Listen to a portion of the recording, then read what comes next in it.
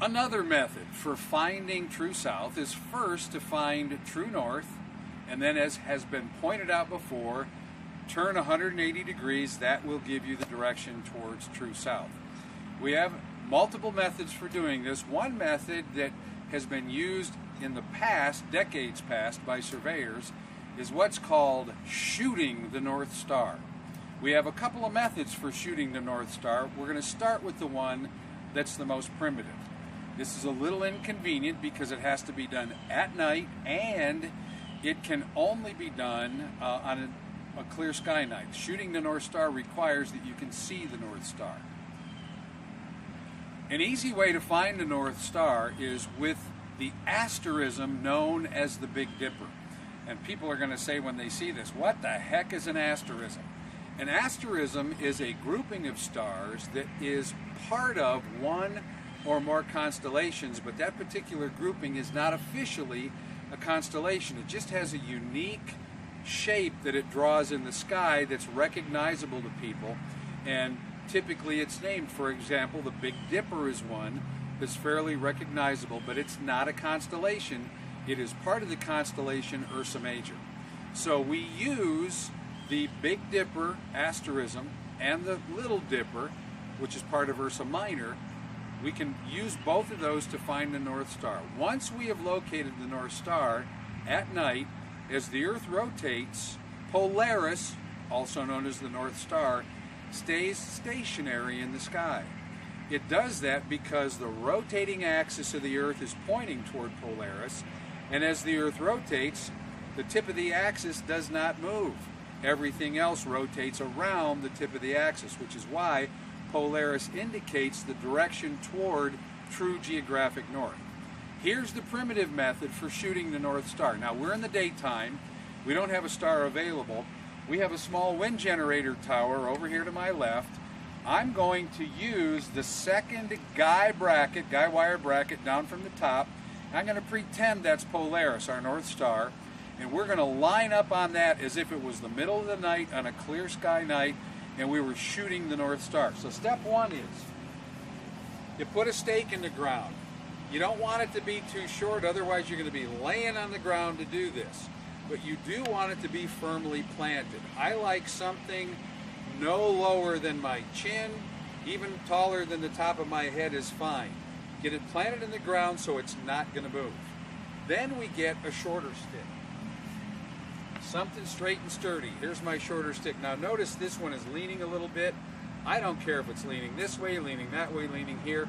What I'm concerned about is the tip, the very top of this. That's what I want to make sure is going to be there in the morning when I come back. So I want that tip laid up like this. So now I'm going to come out here, moving back toward the south, because there's my North Star. Now I'm going to squat down, and I'm going to align my sticks with the pole, because I'm using that tower pole as my guide to north, and I'm going to move in and out until I get to the point where I can say, aha, I have the tips of these two stakes aligned with that second guy bracket right about there. So I'm going to move this in just a hair, get this guy twisted into the ground. Now, normally I would use something a little more rigid than bamboo, and I might even have a 3-pound hammer to tap these things into the ground because I don't want them to move. I check my alignment. Oh, I'm not aligned well, so I have to come back over here to the side, put it in again. You can see why this is the primitive method. Lining up like this, and that is pretty doggone good. I have my sticks planted, firmly attached in the ground so they're not going to move, and I have aligned the tip of this one to the tip of this one with where my eyeball was to just below my North Star point. Of course, the more accurate I am on the North Star vertically, or what's called elevation-wise, the better. But the fact that I have a pole to line up on in this case, I wanted you to be able to see the bracket at the top, and you can see that I'm on the pole. So now if I draw a line between these two stakes right here, I have a true north-south line, having shot the North Star. we're going to bring the camera in here, and you're going to be able to see up these and see how... Now, we don't have the tips of the sticks lined up perfectly, but I wanted you to be able to see the tops of the stakes. Hopefully you can see the tower in the background that we're aligned with. So shooting the North Star with the primitive two-stick method involves doing this at night, then going and getting a good night's sleep.